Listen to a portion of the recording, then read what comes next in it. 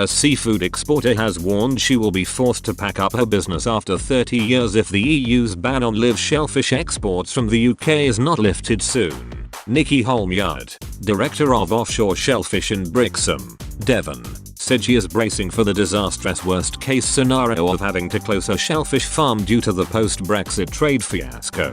Under EU rules, imports of live shellfish from third countries are banned if they are caught in Class B waters, the secondary category of clean waters. Despite mounting pressure to relax the rules, Brussels has said it will stick firmly to the ban indefinitely because the UK is now a third country. Mollusks caught off the shores of Scotland are still being shipped across the channel because the waters are in the Class A category, but mussels, oysters, clams and cockles, caught in the Class B waters off Wales and the southwest of England are not being accepted. Ms. Holmyard said she is looking at every possible way for her firm to overcome the challenges as the thought of having to close is awful. She told, having to close the company, that's the worst case scenario.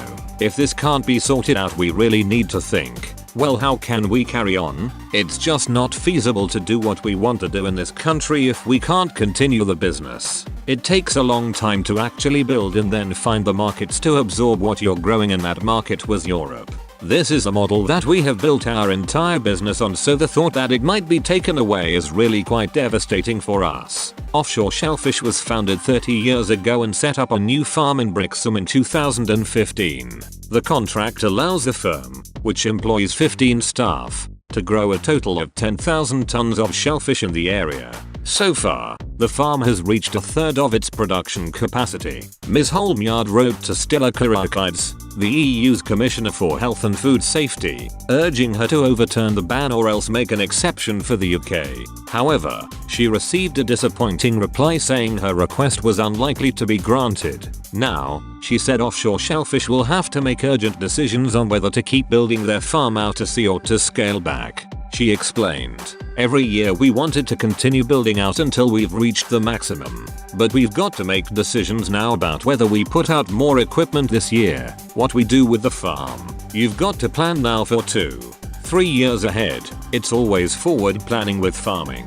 So within a few months we need to have made serious decisions or look to winding down, and that will be disastrous. We're not just giving up. We're looking to see how we can keep this going.